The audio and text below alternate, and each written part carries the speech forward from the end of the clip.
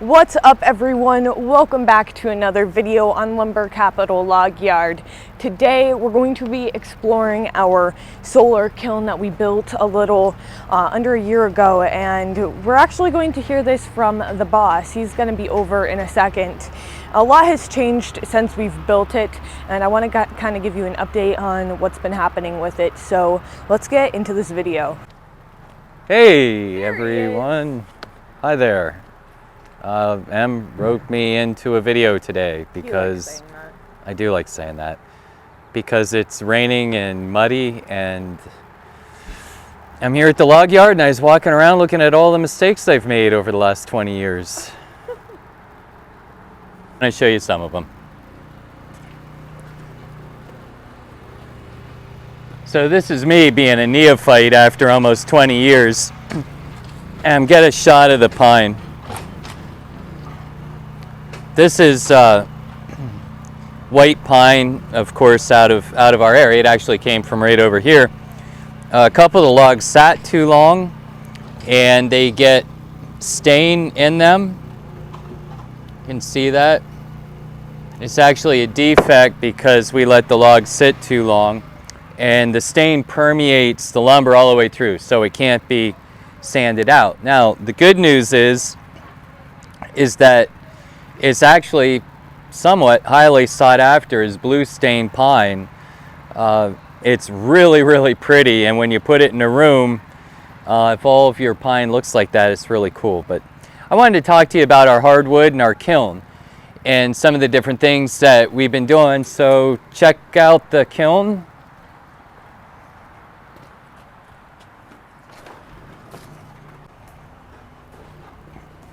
So I think I expressed in another video that I wasn't sure if the kiln would work or not, but it does.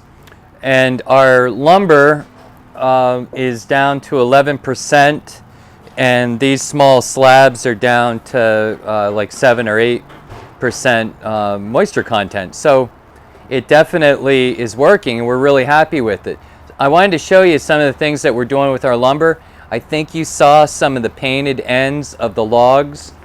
So we've color coded the lumber, and it's just a simple color code. We've got black for walnut and pink for cherry, and I'll show you some of the hardwoods that we have in our rack area that we're storing the lumber in. The kids just put the hard maple in here today. It hasn't been color coded yet, and this is still very green. So we have some hard maple, some walnut, and some cherry, and we're pretty excited about it because, as you can see, the walnut, some of it's 10, 11, 12 inches wide and clear, beautiful, and the cherry is the same way. We have some really cool odds and ends. We've got a live edge slab that I think is 8'4", so 2 inches thick and very wide, and we have some 12 and 13 inch wide cherry. I think somebody's coming in today for some of the walnut. So I wanted to talk to you about how we're cutting hardwood, because after 20 years this has been my goal almost from the beginning, and it's taken me this long to actually realize the potential and what we can do with selling it. One of the problems that I have is that I owe my landowners for a portion of the logs. I'm generally working on a percentage basis. So instead of selling the log and making money myself on it, now I owe the landowner and have to wait for the retail sale. But going from a wholesale log to a retail sale is actually significant, and I'm very excited to at least be trying it with a few logs. So Emerald and I sat down the other night and came up, we took a bunch of paper and just sat there with pens and pencils and kept drawing on it, trying to come up with a really cool way of taking lumber off a log and a railroad tie. So this is what we came up with. If you can picture it, if you have your round log, you're looking at the cylindrical end of it, and picture your railroad tie in the center, and then we're cutting a slab off the top of that and off the bottom of that, and then we're cutting a thinner slab off the top of the other one and then off the bottom of the other. So that leaves us two big chunks off to the side. Now that's still good lumber value, but I'm concerned that I don't have the sales for it. So I have to look at what I have the sales for, and I have sales for firewood. So I want to show you what we were able to yield out of the maple logs that M cut. Was that on a video, M? It wasn't. It wasn't on a video. Okay. But I want to show you what we yielded out of the logs because it's pretty cool. So we have a couple pieces of lumber here, and again we left them in live edge form. They can go on the edger and be edged, and we can get a clean 1x8 out of that. And this is really high value lumber. You can see that that is a knotless piece of lumber, and that's because of where we cut it off of the log. So that is a beautiful, beautiful piece of lumber when it comes off of there. So let's go take a look out here. So we got actually 4 slabs, 1 tie, and 2 pieces of firewood. So come on with me.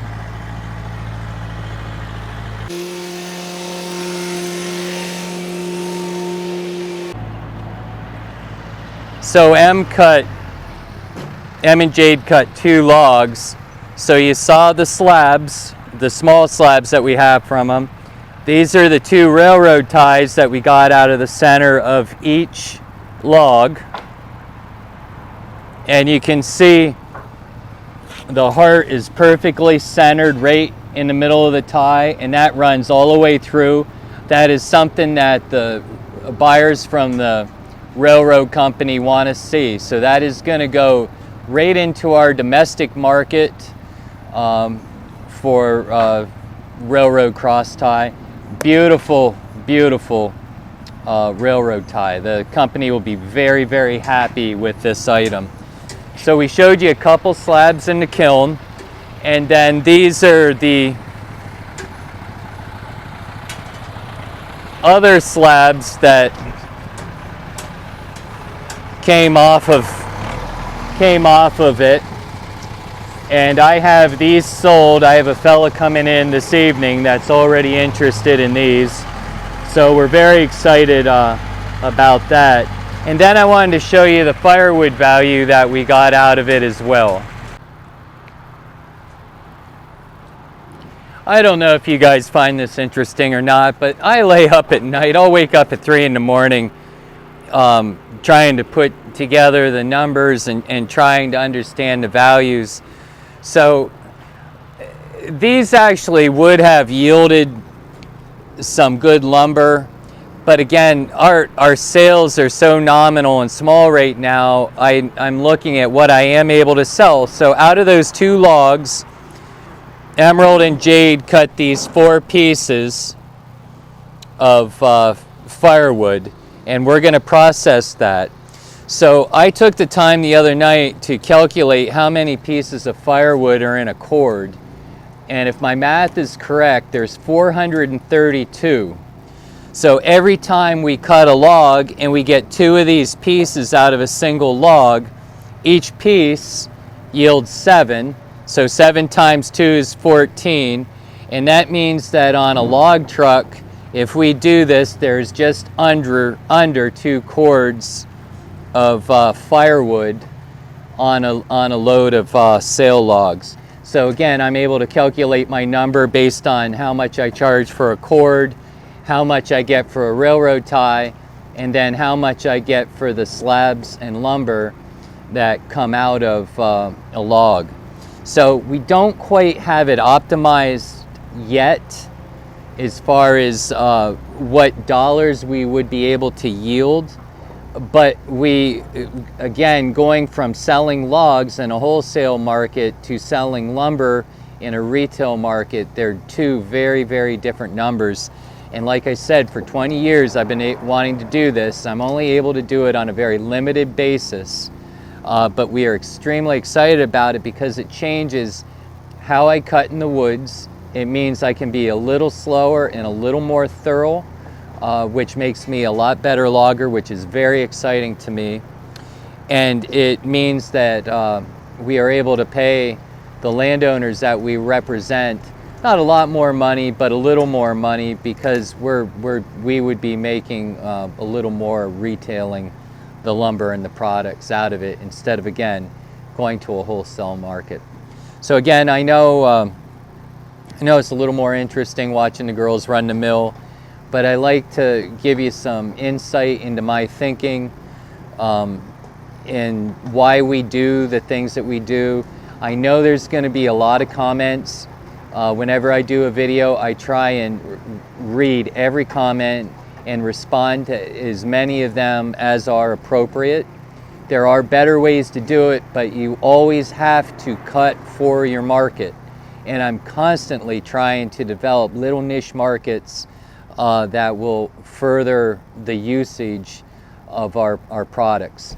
The last thing I want to show you, and it may have been mentioned in a previous video, and or it may have shown up in a video just as the camera panned around, is our final lumber rack that we have. It's just a small rack, but I want you to see it because I think it's pretty cool. So here's our lumber storage rack, and again, we've color coded the lumber in here. We have red oak, white oak, cherry. This is actually a mistake a logger made. I wonder who that was. This was last winter. Leaves were off the trees, and I was looking at this really ugly tree going, man, that is one ugly black birch, but it was big out in the middle of a mountain. So I thought, well, I'll cut it. As soon as I cut it, I knew it wasn't a black birch. It's a honey locust. Now, we have black locust here in Pennsylvania, but honey locust is actually a city tree. So some squirrel or bird deposited this up on the mountain, and I don't know if it'll show up because it's a little dark in here, but this wood is so beautiful. That is orange. It doesn't quite have the properties that black locust does. It's very hard, very dense, but it is not rot resistant like the Pennsylvania black locust.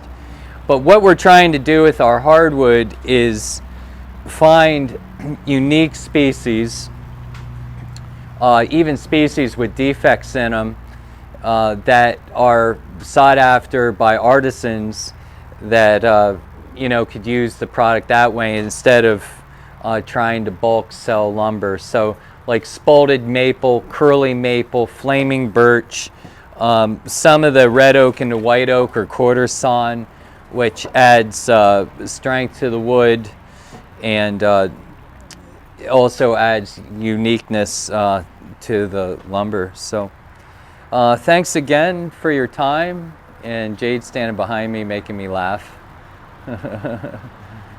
Shovel. She needs a shovel. So just a few more insights into what we do and what we're thinking and why we're doing it. And again, I know there's better ways, and we're constantly looking at how to achieve those better ways and how to optimize the products for ourselves and for our customers. So have a good day. I have some exciting news for everyone in light of our new product launch and the fact that November is National Veterans Month. We have been working with Kazgear to make a special t-shirt to honor them.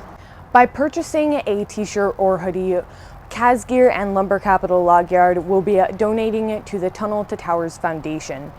$5 for every t-shirt sold and $10 for every hoodie sold. If you guys are interested in purchasing one, you can go ahead to lumbercapital.com, and under the merch tab, you can see all of our merch. Thanks for watching, everyone. I hope that you enjoyed today's video. If you did, please remember to like and subscribe. Other than that, I'll see you guys next time.